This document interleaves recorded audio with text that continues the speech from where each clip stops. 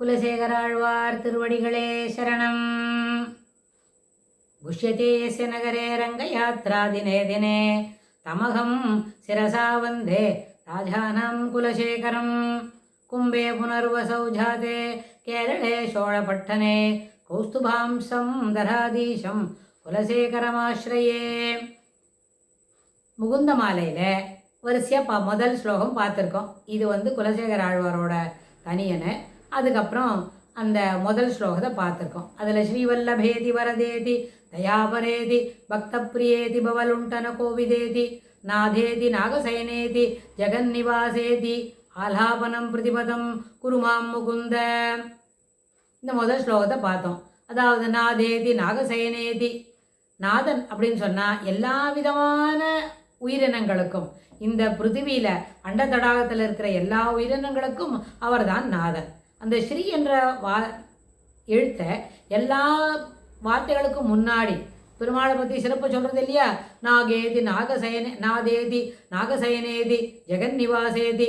ஜெகன்னிவாசம் அப்படின்னு சொன்னால் என்ன? பெருமாள் எங்கேயும் இருக்கார்.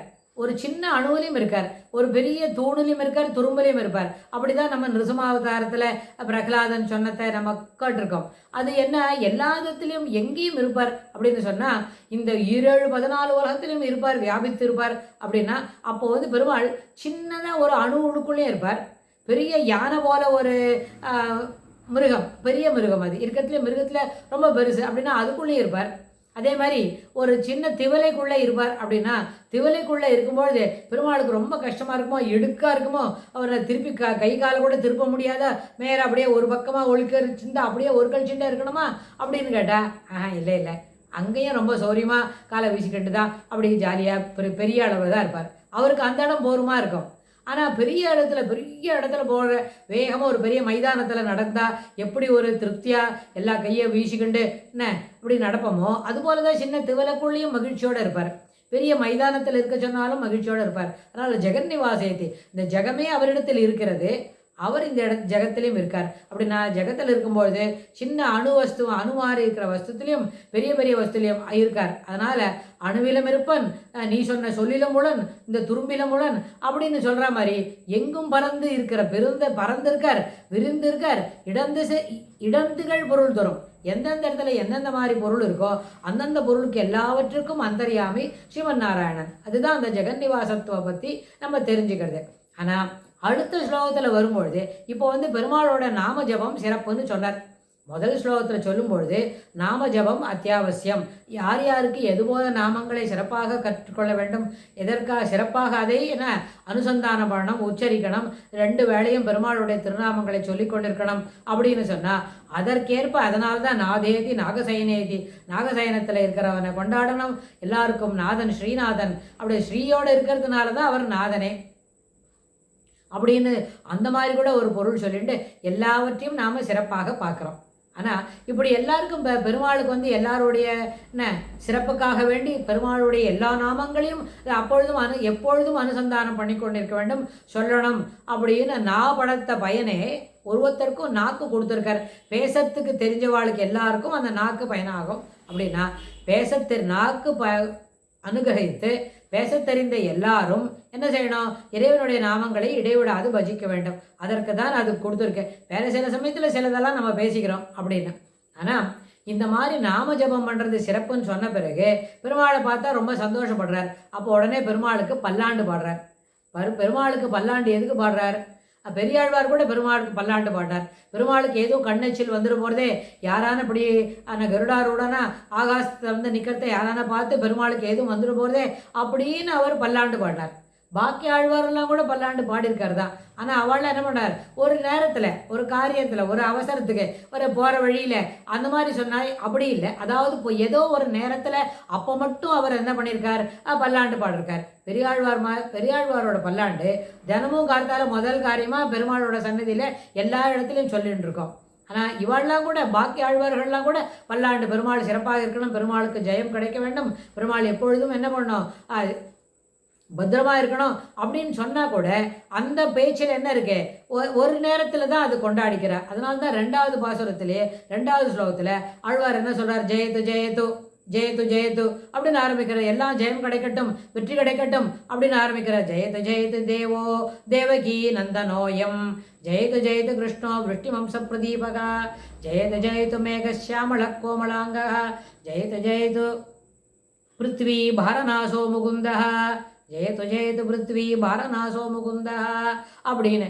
இப்போ இந்த 4 வரியிலையும் பெருமாளுக்கு ஜெயம் கிடைக்கட்டும், ஜெயத்து ஜெயத்து ரெண்டு தடவை சொல்றார். அப்படி என்ன பெருமாளுக்கு சிறப்பு கிடைக்கட்டும், பெருமாள் பல்லாண்டு காலம் என்ன சிறப்பாக இருக்க வேண்டும் அப்படின்னு. முதல்ல சொல்லச்சேவே தேவகி நந்தனோயம், ஜெயத்து ஜெயத்து தேவோ தேவோ தேவோன்னு என்ன சொன்னா, இந்த அண்டதடாகம் 7-14 லோகத்தில் இருக்கிறவருக்கு அவர் தேவன், இவருக்கு தலைவர், எல்லாருக்கும் சிறப்பானவர் அப்படின்றத சொல்றதுக்கு தான் அந்த என்ன பண்ணியிருக்கார் தேவோ அப்படின்னு. ஆமாம், அப்படி தேவோ சொல்லிட்டார். சரி, 33 கோடி தேவர்களுக்கும் தலைவர், பிரம்மாவுக்கு தலைவர், அப்புறம் எல்லாருக்கும் இந்த 14 தான் சொல்லட்டுமே, 7-14 லோகத்திலையும் அண்டதடாகத்தில் இருக்கிற அத்தனை பேருக்கும் அவர் தான் தேவன் தலைவர். அப்படிப்பட்டவர் யாருப்பா? அடுத்த லெவல் உடனே அத்தனை பெரிய உயர்வை சொன்ன உடனே அடுத்தது அடுத்தது என்ன சொல்றாரு? தேவகி நந்தனோயம், தேவகிக்கு ஆனந்தத்தை கொடுத்தவர். அதாவது தேவகிக்கு ஆனந்தத்தை கொடுத்தவர் அவர்தான் என்ன தேவோ, இந்த உலகத்துக்கு எல்லாருக்கும் தலைவன். அவர் என்ன பண்றார்? உண்டு உமிழ்ந்து படைத்து அப்படின்னு சொல்ற மாதிரி இந்த ஜெகத்தை சிருஷ்டித்தவர்.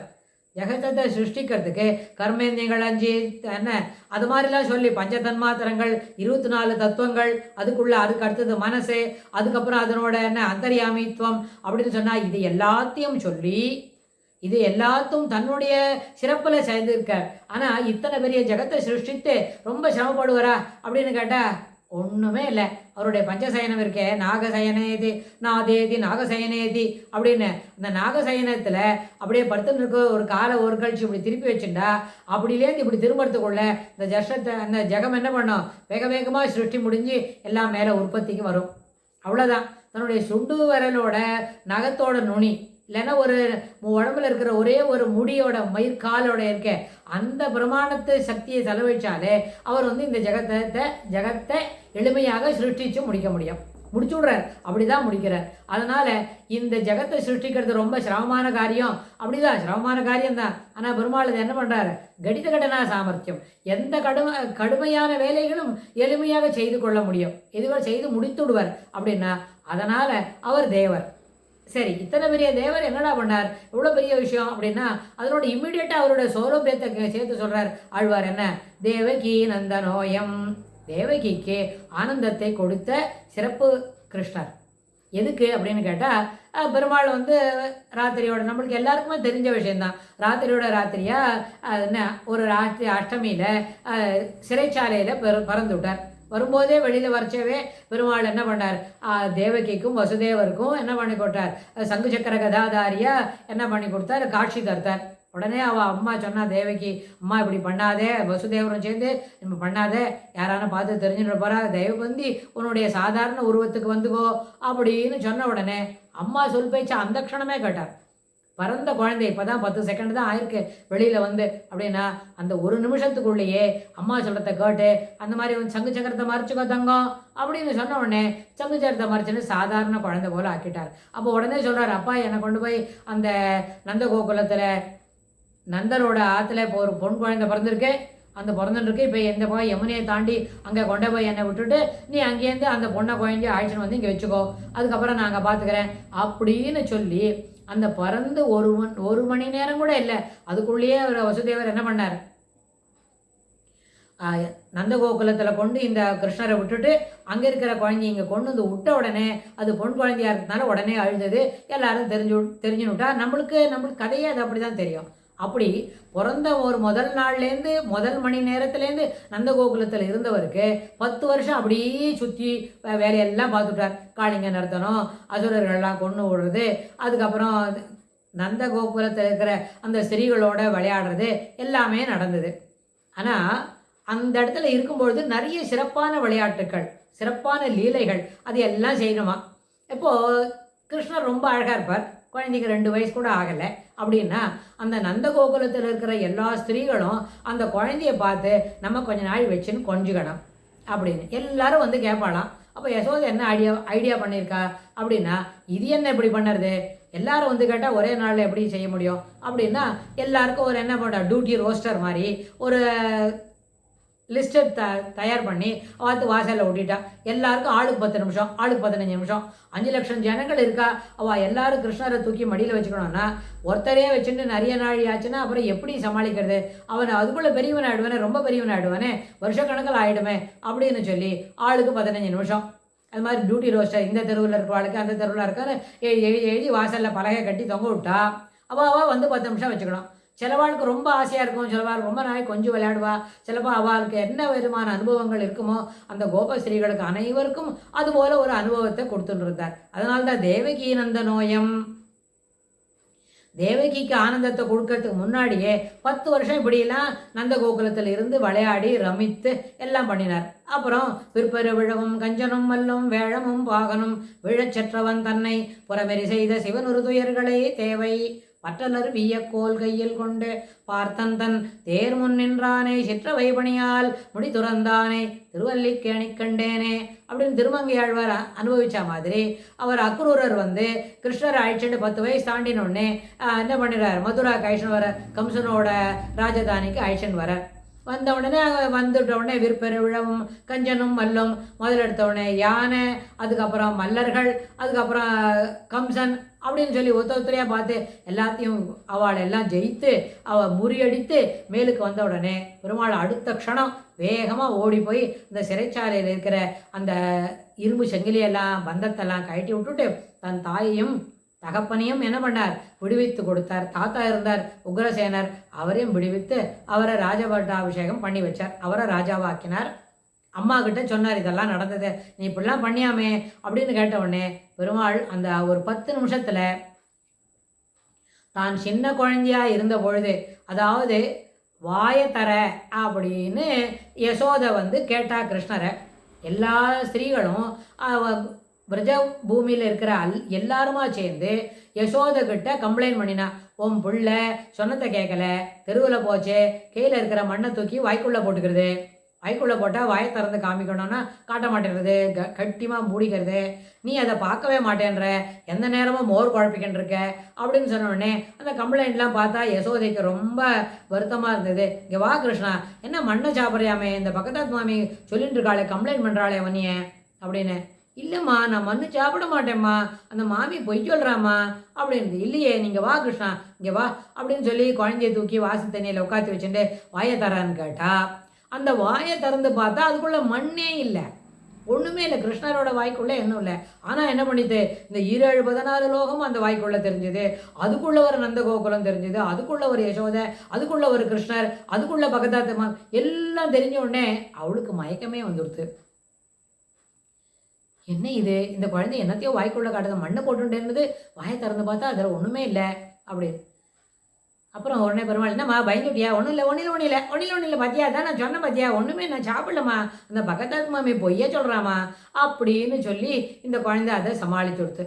இதெல்லாம் போல நான் பண்ணியாமே, இப்படிலாம் ரொம்ப சிறப்பு பண்ணியாமே அப்படின்னு தேவிக்கு கேட்ட உடனே ஆமாம்ப்பா அப்படின்னு சொல்லி அங்கே செய்த எல்லா லீலைகளையும், எப்படி அம்மாகிட்ட பால் குடித்தா, எப்படி இதெல்லாம் பண்ணினா, எப்படி வாய்க்குள்ள உலகத்தையே காமிச்சா, என்ன வையமேழும் கண்டாள் பிள்ளை வாயுலே, வாய்க்குள்ள குழந்தையோட வாயில் அந்த 7 உலகத்தையும் பார்த்தாளாமே யசோதை அப்படின்னு சொன்னால், அதுபோல் அந்த அனுபவங்களையெல்லாம் தேவகிக்கும் தந்து மகிழ்ந்தான் அப்படின்னு. அதனால் இதில் எப்படி ஒரு 10 வயசு குழந்தை இதெல்லாம் காட்டும்னு சொன்னால், அவர் பரம்பொருள், அவருக்கு என்ன கடித கடனா சாமர்த்தியம் எல்லாம் உண்டு. அப்படி இருக்கும்பொழுது ஒரு சின்ன குழந்தை 6 மாதத்தில் சில வேலையை செய்கிறது, 10 மாதத்தில் சில வேலையை செய்கிறது, 30 மாதத்தில் இருக்கிற ஒரு குழந்தை இந்த வேலையெல்லாம் செய்யறதுன்னு தன்னுடைய அம்மாவுக்கு, தான் பெற்ற அம்மாவுக்கு, தன்னை பெற்ற அம்மாவுக்கு அதை காட்டி கொடுக்கறதுக்கு ரொம்ப நாள் ஆகாது இல்லையா. அதனால் அது பகவத் சங்கல்பம், அதை அவர் காட்டி தந்தார். அதை கண்டு மகிழ்ந்தாள் யசோதை. இது வந்து முதல் வரியில் இருக்குது, தேவகி தேவனோ என்ன சொல்கிறார், தேவகி நந்தனோயம், அதாவது அந்த ஜெயது தேவோ அப்படின்னு சொன்னால் அது பரத்துவத்தை சொல்கிறது, பெருமாளோட பரத்துவத்தை சொல்கிறது. அடுத்தது தேவகி நந்தனோயம் அப்படின்னு அந்த அடுத்த வார்த்தை அவருடைய சௌலபியம், அதாவது எல்லாரோடையும் எளிவந்த தன்மை, எப்படி எளிமையாக எல்லாரோடும் பழக முடியும் அப்படின்றத காட்டுறதுக்கு அடுத்த வரி. இந்த 4 வரியிலுமே அந்த ஸ்லோகங்கள் அப்படிதான் இருக்கு. தேவோ தேவகி நந்தனோயம் ஜெயது ஜெயது, எல்லாவற்றுக்கும் ஜெயம் கிடைக்கட்டும் அப்படின்னு அந்த எளிமையான சுபாவத்துக்கும் சௌலபியத்துக்கும் பெருமாளுடைய பரத்துவத்துக்கும் சேர்த்து அவர் இங்கே பல்லாண்டு பாடுகிறார். அடுத்த வரியில இன்னும் என்னெல்லாம் சொல்றாருன்றத அடுத்த பதிவில் பார்க்கலாம். குலசேகராழ்வார் திருவடிகளே சரணம்.